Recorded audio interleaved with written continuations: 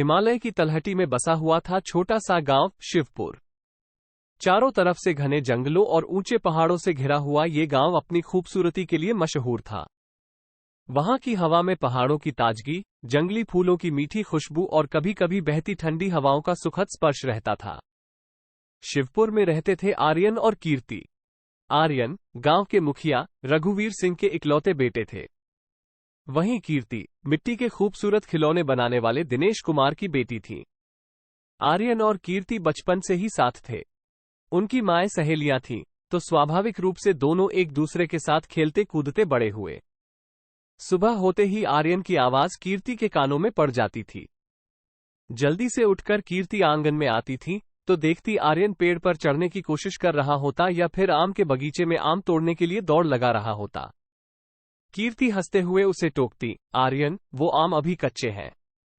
दोनों घंटों जंगल में पेड़ों पर चढ़ते, नदी किनारे कंकड़ियां इकट्ठा करते और शाम ढलने पर आग के पास बैठकर कहानियां सुनाते। आर्यन को तो जंगली जानवरों की कहानियां सुनाना बहुत पसंद था। वहीं कीर्ति दादी से सुनी राजकुमार और राजकुमारी की कहानियां सुनाती थीं। एक दिन बारिश के बाद का मौसम था। चारों तरफ हरियाली छाई हुई थी। आर्यन और कीर्ति नदी किनारे बैठे कंकड़ियों से नदी के बहते पानी में आकृतियां बना रहे थे। अचानक आर्यन ने कीर्ति की तरफ देखा और पूछा, कीर्ति तुम बड़ी होकर क्या बनना चाहती हो? कीर्ति ने सोच विचार कर जवाब दिया, मैं अपने पिताजी की तरह कुम्हार बनना चाहती हूँ। उनके हाथों से जादू की तरह खिलौने बनते हैं। मुझे भी ऐसे ही खूबसूरत खिलौने बनाना सीखना है। आर्यन ने नाक सिकोड़ते हुए कहा, कुम्हार नहीं कीर्ति, तुम राजकुमारी बनोगी। बड़े राजा के महल में रहोगी और रेशमी कपड़े पहनोई। कीर्ति हंसी और बोली, मैं राजकुमारी नहीं बनना चाहती। मुझे तो यही मिट्टी, ये पेड़ पौधे और ये नदी पसंद है। आर्यन ने जिद करते हुए कहा, नहीं, तुम राजकुमारी ही बनोगी। और मैं तुम्हारा राजकुमार बनूंगा। हम दोनों साथ राज करेंगे। कीर्ति ने आर्यन की बातों पर हंसते हुए कहा, पर राजकुमार तो राजकुमारी से शादी करते हैं ना? हम तो दोस्त हैं। आर्यन ने गंभीरता से कहा, तो क्या हुआ? हम शादी भी कर लेंगे। हम हमेशा साथ रहेंगे। कीर्ति ने आर्यन की छोटी उंगली पकड़ी और अपनी छोटी उंगली उससे मिलाकर कहा, पक्का? पक्का, आर्यन ने जोर से कहा। वह शाम सूरज की डूबती किरणों की गवाह बनी, आर्यन और कीर्ति के इस बचपन के वादे की। कुछ साल बीते। आर्यन और कीर्ति अब किशोर हो गए थे। आर्यन की शरारतें कम हुई थीं, उसकी जगह अब जिज्ञासा और पढ़ाई में रुचि ले ली थी। वहीं कीर्ति पहले की तरह ही हंसमुख और मिट्टी के खिलौने बनाने में माहिर थी। गांव के स्कूल में पढ़ाई खत्म होने के बाद वो अपने पिता की मदद करती। एक दिन शहर से खबर आई कि रघुवीर सिंह ने आर्यन का दाखिला शहर के प्रतिष्ठित राजेंद्र कॉलेज में करवा दिया है। गांव में खुशी की लहर दौड़ गई। रघुवीर सिंह को गर्व था कि उनका बेटा अब शहर में पढ़ेगा और बड़ा आदमी बनेगा। आर्यन भी खुश था। शहर जाने का सपना अब पूरा होने वाला था। कीर्ति को खुशी के साथ साथ एक अजीब सी बेचैनी भी हो रही थी। उन्हें डर था कि कहीं शहर जाकर आर्यन उन्हें भूल ना जाए। विदाई के दिन कीर्ति आर्यन को रोककर एक छोटी सी मिट्टी की चिड़िया थमाई, जिसे उन्होंने खुद बनाया था। ये तुम्हारे लिए बनाई है आर्यन। जब भी तुम मुझे याद करो, इसे देख लेना। आर्यन ने कीर्ति को गले लगा लिया और कहा, मैं तुम्हें कैसे भूल सकता हूं कीर्ति? हमारा वादा याद है ना? हम हमेशा साथ रहेंगे। शहर जाकर आर्यन की जिंदगी बदल गई। राजेंद्र कॉलेज में पढ़ने वाले सभी बच्चे अमीर घराने के थे। उनके पास महंगे कपड़े, लेटेस्ट गैजेट्स और घूमने फिरने के लिए गाड़ियां थीं। आर्यन को भी धीरे धीरे शहर का चमचमाहट भा गया। उसने भी महंगे कपड़े पहनना शुरू कर दिया और कॉलेज के बाद दोस्तों के साथ घूमने फिरने जाने लगा। शुरुआत में तो आर्यन ने कीर्ति को खत लिखे। उन खतों में बचपन की यादें, गांव की खूबसूरती और कीर्ति के लिए प्यार भरे शब्द लिखे होते थे। कीर्ति को वे खत मिलते तो उनकी आंखों में खुशी के आंसू आ जाते थे। जवाब में वह भी आर्यन को खत लिखती, उनके खाने पीने और पढ़ाई के बारे में पूछती और गांव की खबरें लिखती। लेकिन धीरे धीरे आर्यन के खत आने कम हो गए। कॉलेज की पढ़ाई, घूमना फिरना और नए दोस्तों की वजह से आर्यन को कीर्ति को खत लिखने का समय नहीं मिलता था। कभी कभी फोन पर बात हो जाती थी, लेकिन उन बातों में बचपन वाली मासूमियत नहीं रह गई थी। कीर्ति यह सब महसूस कर रही थी। उन्हें लगने लगा था कि शायद शहर की चकाचौंध में आर्यन उन्हें भूल गया है। उनके बचपन का वह वादा अब उन्हें एक दूर का सपना लगने लगा था। एक दिन कीर्ति को खबर मिली कि शहर में एक राज्य स्तरीय हस्तशिल्प प्रदर्शनी हो रही है। कीर्ति ने सोचा कि वह भी अपने हाथों से बनाए हुए खिलौने इस प्रदर्शनी में दिखाएंगी। शायद उन्हें कोई खरीदार मिल जाए और उनके खिलौनों को पहचान मिले। प्रदर्शनी में हिस्सा लेने के लिए कीर्ति को शहर जाना पड़ा। शहर पहुंचकर कीर्ति को अजीब सा लगा। चारों तरफ ऊंची इमारतें, तेज रफ्तार से चलती गाड़ियां और लोगों की भीड़। कीर्ति प्रदर्शनी स्थल तक पहुंची। वहां पर कई तरह के हस्तशिल्प का प्रदर्शन हो रहा था। कीर्ति ने भी अपने खिलौनों को एक छोटे से स्टॉल पर सजाया। अप्रत्याश प्रदर्शनी शुरू हुई। कई लोग कीर्ति के स्टॉल पर रुककर उनके खिलौनों को देख रहे थे। कुछ उनकी तारीफ कर रहे थे, तो कुछ उनकी बनावट और मिट्टी की खुशबू के बारे में पूछ रहे थे। कीर्ति लोगों को अपने खिलौनों के बारे में बता रही थी। उन्हें खुशी हो रही थी कि लोगों को उनके खिलौने पसंद आ रहे हैं। दोपहर के बाद प्रदर्शनी में कुछ हलचल मची। कुछ हटे कट्टे लोग कीर्ति के स्टॉल के सामने आकर खड़े हो गए। इनमें से एक आदमी, जिसके पहनावे से पता चलता था कि वह किसी बड़ी कंपनी का अधिकारी है, ने कीर्ति के खिलौनों को ध्यान से देखा और पूछा, ये खिलौने आपने खुद बनाए हैं? कीर्ति ने जवाब दिया, जी हां, मैंने ही इन्हें बनाया है। आदमी ने मुस्कुराते हुए कहा, ये खिलौने बहुत ही सुंदर और अनोखे हैं। क्या आप इन्हें थोक भाव में बेचना चाहेंगी?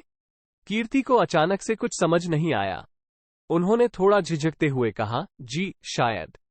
पर ये खिलौने, उस आदमी ने बीच में ही बात काटते हुए कहा, ये खिलौने बहुत खास हैं। मैं इन्हें एक बड़ी होटल चेन के लिए खरीदना चाहता हूं। आप हमें 1 महीने में कितने खिलौने तैयार कर सकती हैं? कीर्ति ने सोचा भी नहीं था कि उन्हें इतना बड़ा ऑर्डर मिल जाएगा। उनकी खुशी का ठिकाना नहीं रहा। उन्होंने उस आदमी से थोड़ी सोच विचार करने के बाद एक अनुमान बताया। आदमी ने उनका अनुमान सुनकर सहमति जता दी और उन्हें अपना बिजनेस कार्ड दिया। उसने कीर्ति को बताया कि वह अगले हफ्ते उनके गांव आकर उनके पिता से बात करेगा। शाम ढलने से पहले कीर्ति प्रदर्शनी स्थल से निकलने के लिए तैयार थी। तभी अचानक उनकी नजर एक जानी पहचानी शख्सियत पर पड़ी।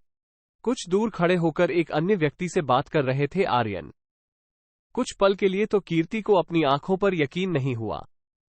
वो वहीं खड़ी होकर आर्यन को देखती रहीं। आर्यन ने भी उन्हें देख लिया था। एक पल के लिए उनकी आंखें मिली। आर्यन की आंखों में एक अजीब सी घबराहट थी। कीर्ति वहीं खड़ी रही, ये सोचकर कि आर्यन उनके पास आएंगे और उनसे बात करेंगे। लेकिन आर्यन ने ऐसा नहीं किया। वो उस आदमी से बात करते हुए प्रदर्शनी स्थल से बाहर चले गए। कीर्ति को गुस्सा भी आया और दुख भी हुआ। उन्हें लगा कि आर्यन शायद उन्हें पहचानना ही नहीं चाहते। उदास मन से कीर्ति भी वहां से निकल पड़ी। अगले कुछ दिनों में कीर्ति के साथ बहुत कुछ बदल गया। अचानक मिले ऑर्डर से उनके पास बहुत काम था। उन्हें अपने पिता के साथ मिलकर खिलौने बनाने में जुट जाना पड़ा। गांव में भी उनकी चर्चा होने लगी। एक हफ्ते बाद वाकई में वह आदमी कीर्ति के गांव आया और उनके पिता से बात करके एक डील फाइनल कर ली। अब कीर्ति के दिन रात खिलौने बनाने में ही बीतने लगे। इसी बीच कीर्ति को आर्यन का एक खत मिला। खत पढ़ते हुए कीर्ति के हाथ कांपने लगे। खत पढ़ते हुए कीर्ति के हाथ कांप रहे थे। लिफाफे को खोलते ही उन्हें लगा जैसे कोई खामोशी चीख रही हो। खत में आर्यन ने लिखा था, कीर्ति, मुझे माफ कर दो। मुझे तुमसे माफी मांगनी चाहिए थी, शायद बहुत पहले ही। शहर आने के बाद मैं बदल गया हूं। ये चकाचौंध, ये नया माहौल, ये सब मुझे भटका गया। मैंने तुम्हारे खतों का जवाब देना कम कर दिया, तुमसे कम बात करने लगा। मुझे एहसास ही नहीं हुआ कि मैं तुम्हें दूर करता जा रहा हूं। कल प्रदर्शनी में तुम्हें देखकर मुझे बहुत हैरानी हुई। मुझे खुशी हुई कि तुम अपने सपनों को पूरा करने की राह पर चल रही हो। लेकिन साथ ही मुझे शर्म भी आई खुद पर। तुम वही हो, कीर्ति। वही मेरी बचपन की दोस्त, जिसने मुझसे वादा किया था कि हमेशा साथ रहेंगे। मैंने तुम्हें वो वादा भुला दिया। शायद ये शहर मुझे बदल चुका है, लेकिन कल तुम्हें देखकर मुझे सब याद आ गया। हमारी बचपन की यादें, जंगल में खेलना, नदी किनारे बैठना और वो छोटी सी मिट्टी की चिड़िया जो तुमने मुझे दी थी। मुझे नहीं पता तुम मुझे माफ कर पाओगी या नहीं, लेकिन मुझे ये सब कहना जरूरी था। आर्यन का खत पढ़कर कीर्ति की आंखों में आंसू आ गए। आर्यन के शब्दों में सच्चाई झलक रही थी, लेकिन उनका गुस्सा भी कम नहीं हुआ था। उन्हें लगा कि आर्यन को सिर्फ इसलिए याद आया क्योंकि उन्होंने सफलता हासिल कर ली है। कुछ दिनों तक कीर्ति आर्यन के खत के बारे में सोचती रहीं। क्या उन्हें आर्यन को जवाब देना चाहिए? क्या वो उन्हें माफ कर दे? ये सवाल उनके मन में बार बार घूम रहे थे। एक रात जब कीर्ति देर रात तक खिलौने बना रही थी, उनके पिता उनके पास आए। उन्होंने कीर्ति को देखा और पूछा, क्या हुआ कीर्ति? इतनी देर रात तक क्यों काम कर रही हो? कीर्ति ने अपने पिता को आर्यन का खत दिखाया और सब कुछ बता दिया। उनके पिता ने खत पढ़ा और फिर कीर्ति को प्यार से समझाया, बेटी, जिंदगी में कभी कभी लोग बदल जाते हैं। जरूरी नहीं कि आर्यन ने जानबूझकर तुम्हें भुला दिया हो। शायद वाकई में ये शहर का माहौल उसे ले गया। लेकिन पिताजी, उसने मुझे वादा किया था, कीर्ति ने उदास होकर कहा। हाँ, उसने वादा किया था, पर कभी कभी परिस्थितियां इतनी मजबूत हो जाती हैं कि वादे कमजोर पड़ जाते हैं। लेकिन ये भी सच है कि उसने तुम्हें माफी मांगी है। माफी मांगना कमजोरी नहीं है, बल्कि हिम्मत का काम है। अपने पिता की बातों पर सोचकर कीर्ति को थोड़ा शांत महसूस हुआ। उन्होंने सोचा कि शायद उनके पिताजी सही कह रहे हैं। कुछ दिन बीत गए। कीर्ति ने आर्यन को जवाब देने का फैसला कर लिया। उन्होंने एक कागज लिया और उस पर लिखना शुरू किया। इस बार उनके शब्दों में गुस्सा कम और सच्चाई ज्यादा झलक रही थी। आर्यन, तुम्हारा खत मिला। ये जानकर अच्छा लगा कि तुम्हें अपनी गलती का एहसास हुआ।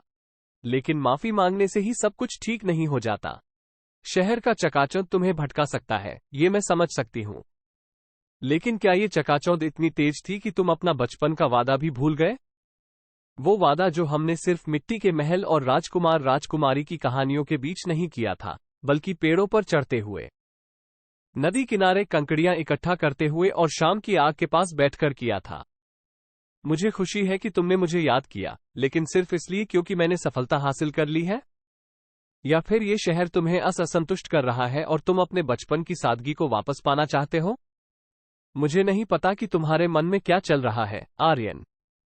लेकिन ये सच है कि तुम्हारे जाने के बाद मुझे बहुत दुख हुआ था। ये भी सच है कि तुम्हारी कमी खली थी। लेकिन मैंने कभी अपना वादा नहीं भुलाया। मैंने मिट्टी के खिलौने बनाना जारी रखा, उसी तरह से जैसे हम बचपन में साथ मिलकर बनाते थे। अब तुम्हें फैसला लेना है। तुम वही आर्यन बनना चाहते हो जो बचपन में वादे करता था, या फिर ये चकाचौंध वाला आर्यन ही तुम्हारी असली पहचान बन चुका है? कीर्ति। खत लिखने के बाद कीर्ति को थोड़ा हल्का महसूस हुआ। उन्होंने खत को लिफाफे में बंद किया और गांव के डाकिये को दे दिया। अब उन्हें इंतजार करना था आर्यन के जवाब का। कुछ दिनों बाद उन्हें आर्यन का जवाब मिला। खत पढ़ते वक्त उनके हाथ थोड़े से कांप रहे थे। इस बार आर्यन के शब्दों में पछतावा और एक नई उम्मीद झलक रही थी। कीर्ति ने कांपते हाथों से लिफाफा खोला। आर्यन के शब्द पढ़ते वक्त उनकी सांसें थम सी गईं। कीर्ति, तुम्हारा खत पढ़कर मेरी आंखें खुल गईं। तुम बिल्कुल सही कह रही हो। ये शहर का चकाचौंध ही था जिसने मुझे अंधा कर दिया था। बचपन का वो वादा, हमारी दोस्ती, ये सब पीछे छूट गए। मैं सिर्फ दिखावे में खोया रहा। मुझे माफ कर देना कीर्ति। तुम्हारा खत पढ़कर मुझे एहसास हुआ कि असली सफलता महंगे कपड़ों और बड़ी गाड़ियों में नहीं है। सच्ची खुशी तो उन रिश्तों में है जो सालों से बने हुए हैं, उन वादों में है जो बचपन से निभाए जाते हैं। तुम्हारा खत मिलने के बाद मैंने बहुत सोचा। ये शहर मुझे रास नहीं आ रहा। मुझे याद आया बचपन में हम कैसे पेड़ों पर चढ़ते थे, नदी किनारे खेलते थे। मुझे तुम्हारे हाथों से बने वो खिलौने याद आए। मैंने फैसला कर लिया है। मैं वापस गांव आ रहा हूं। शायद अब बहुत देर हो चुकी है, लेकिन मैं तुम्हारी दोस्ती फिर से पाना चाहता हूं। शायद हम साथ मिलकर तुम्हारे खिलौनों का बिजनेस और भी बड़ा कर सकते हैं। मुझे नहीं पता तुम मुझे वापस स्वीकार करोगी या नहीं, लेकिन मैं जल्दी ही वापस आ रहा हूं। तुम्हें जवाब देने का मौका दूंगा। आर्यन। खत पढ़ते हुए कीर्ति की आंखों में आंसू आ गए। खुशी के आंसू। आर्यन ने उनकी बातों को समझा था। वो वापस आ रहा था। लेकिन क्या उनका रिश्ता पहले जैसा हो पाएगा? क्या बचपन का टूटा हुआ वादा फिर से जुड़ पाएगा? कुछ दिनों बाद एक धूप खिली सुबह, कीर्ति दूर से आती हुई धूल देखकर चौकन्नी हो गई। धूल के बीच से धीरे धीरे एक गाड़ी निकली। गाड़ी रुकी और उसमें से आर्यन निकला। आर्यन थोड़ा घबराया हुआ लग रहा था।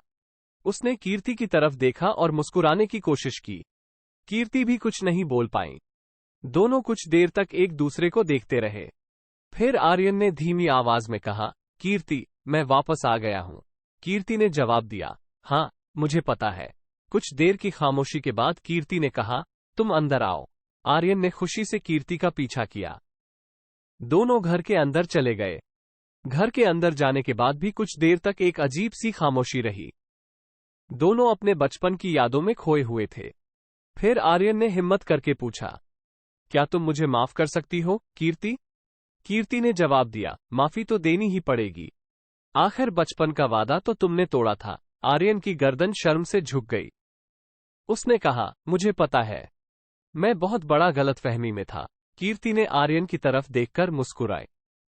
उसकी मुस्कान में गुस्सा नहीं, बल्कि एक प्यार भरी नाराजगी थी। उसने कहा, चलो पहले थोड़ा आराम करो, फिर मिलकर बात करते हैं। आर्यन ने राहत की सांस ली। वो जानता था कि कीर्ति को मनाने में अभी और समय लगेगा, लेकिन कम से कम उसने वापसी की शुरुआत कर दी थी। कुछ देर बाद आराम करने के बाद आर्यन और कीर्ति आंगन में बैठे थे। सूरज ढल रहा था और आसमान नारंगी और गुलाबी रंगों से रंगा हुआ था। कीर्ति, आर्यन ने बात शुरू की, मैं तुम्हारे खिलौनों का बिजनेस तुम्हारे साथ मिलकर करना चाहता हूं। गांव में ही एक छोटा कारखाना लगा सकते हैं। तुम्हें डिजाइनिंग का काम मिलेगा और मैं मार्केटिंग और बिजनेस डेवलपमेंट का काम देख सकता हूं। कीर्ति ने सोच विचार कर जवाब दिया, ये तो अच्छा आइडिया है, लेकिन इतना बड़ा बिजनेस संभाल पाएंगे हम? क्यों नहीं? आर्यन ने आत्मविश्वास से कहा, हम बचपन में कितने बड़े बड़े किले बनाते थे, कितने लंबे लंबे पुल बनाते थे। ये बिजनेस भी हम मिलकर ही खड़ा कर देंगे। कीर्ति आर्यन की बातों पर हंसी। उसे लगा कि आर्यन फिर से वही बचपन वाला आर्यन बन गया है। उस शाम उन्होंने देर रात तक बातें की, अपने भविष्य के सपनों के बारे में, अपने बिजनेस के बारे में और सबसे ज्यादा अपनी टूटी हुई दोस्ती को फिर से जोड़ने के बारे में। कुछ महीनों बाद गांव के बाहर एक छोटा सा कारखाना खुल चुका था। कारखाने का नाम था मिट्टी की मुस्कान। कारखाने में कीर्ति के डिजाइन किए हुए खिलौने बन रहे थे। कुछ ही समय में मिट्टी की मुस्कान के खिलौने पूरे देश में मशहूर हो गए। इन खिलौनों में एक अलग सी खासियत थी। ये सिर्फ खिलौने नहीं थे, बल्कि बचपन की यादों का एक टुकड़ा थे। एक शाम कारखाने के बाहर खड़े होकर आर्यन और कीर्ति सूर्यास्त का नजारा देख रहे थे। कीर्ति ने आर्यन की तरफ देखा और कहा, आर्यन, याद है बचपन में तुमने कहा था कि तुम राजकुमार बनोगे और मैं राजकुमारी बनूंगी? आर्यन ने हंसते हुए कहा, हाँ, याद है। और तुमने मुझे बताया था कि तुम राजकुमारी नहीं बनना चाहती। कीर्ति ने भी मुस्कुराकर जवाब दिया, शायद हम बचपन में राजकुमार और राजकुमारी नहीं बन पाए, लेकिन अब हम इस मिट्टी के साम्राज्य के राजा रानी तो है ना? आर्यन ने कीर्ति का हाथ थाम लिया और कहा, हाँ, हम हैं। और ये साम्राज्य हमने साथ मिलकर ही खड़ा किया है। सूर्यास्त की लालिमा उनके चेहरों पर पड़ रही थी। उनके चेहरों पर खुशी थी, सफलता थी और सबसे ज्यादा थी एक टूटे हुए वादे को फिर से निभाने की खुशी। वक्त बीतता गया। मिट्टी की मुस्कान का कारोबार दिन ब दिन फलता फूलता रहा। कीर्ति और आर्यन की मेहनत रंग लाई। गांव के कई लोगों को भी अब कारखाने में रोजगार मिल गया था। गांव में खुशहाली लौट आई थी। एक दिन शहर से एक बड़ी कंपनी के प्रतिनिधि कारखाने में आए। उन्होंने कीर्ति और आर्यन को बताया कि उनकी कंपनी अंतर्राष्ट्रीय स्तर पर हस्तशिल्प प्रदर्शनी करा रही है और वो चाहते हैं कि मिट्टी की मुस्कान के खिलौने भी उस प्रदर्शनी में शामिल हों। कीर्ति और आर्यन के लिए ये बहुत बड़ा मौका था। अंतर्राष्ट्रीय स्तर पर अपने खिलौनों को प्रदर्शित करना उनके लिए एक सपने जैसा था। उन्होंने बिना किसी हिचकिचाहट के हामी भर दी। कुछ महीनों बाद विदेशी धरती पर प्रदर्शनी का आयोजन हुआ। कीर्ति और आर्यन अपने खिलौनों के साथ वहां मौजूद थे। प्रदर्शनी में दुनिया भर से आए लोग मिट्टी की मुस्कान के खिलौनों को देखकर मंत्रमुग्ध रह गए। खिलौनों की खूबसूरती और उनकी अनूठी शैली ने सबका ध्यान खींचा। कई विदेशी कंपनियों ने कीर्ति और आर्यन से संपर्क किया और उनके खिलौनों को अपने देशों में बेचने का प्रस्ताव दिया। कीर्ति और आर्यन खुशी से फूले नहीं समा रहे थे। उन्होंने कभी नहीं सोचा था कि उनके बचपन की मिट्टी का सपना उन्हें अंतर्राष्ट्रीय स्तर पर ले जाएगा। प्रदर्शनी खत्म होने के बाद कीर्ति और आर्यन वापस अपने गांव आ गए। लेकिन अब गांव उन्हें थोड़ा अलग नजर आया। गांव वही था, लेकिन अब उसमें एक नई ऊर्जा, एक नया उत्साह था। कारखाने के कारण गांव में रोजगार के नए अवसर पैदा हुए थे। गांव के लोग अब गर्व से कहते थे कि उनका गांव मिट्टी की मुस्कान के लिए जाना जाता है। एक शाम आर्यन और कीर्ति गांव के बाहर बने छोटे से मंदिर में बैठे थे। वही मंदिर जहां बचपन में वे छुपकर बैठते थे और अपनी अपनी ख्वाबों की बातें करते थे। आर्यन ने कीर्ति की तरफ देखा और कहा, कीर्ति, याद है बचपन में हमने क्या कहा था? कीर्ति ने मुस्कुराकर जवाब दिया, कैसे भूल सकती हूं? हमने कहा था कि हम हमेशा साथ रहेंगे। आर्यन ने कहा, हाँ, हमने साथ रहने का वादा किया था। और देखो, हमने ना सिर्फ साथ रहना सीखा है, बल्कि साथ मिलकर सपने भी पूरे किए हैं। कीर्ति ने आर्यन का हाथ थाम लिया और कहा, यह सफर अभी शुरू हुआ है आर्यन। हमें और भी दूर जाना है और भी ऊंचाइयां छूनी हैं। सूर्यास्त का नजारा आसमान को रंग रहा था। आर्यन और कीर्ति एक दूसरे के हाथों में हाथ डाले बैठे थे। उनकी आंखों में सपने थे, भविष्य के लिए उम्मीदें थीं, और सबसे अहम था, एक बचपन के वादे को निभाने का अनोखा सुख। उनकी कहानी मिट्टी की तरह ही मजबूत थी, और उनके प्यार की खुशबू हवाओं में मिलकर दूर दूर तक फैल रही थी।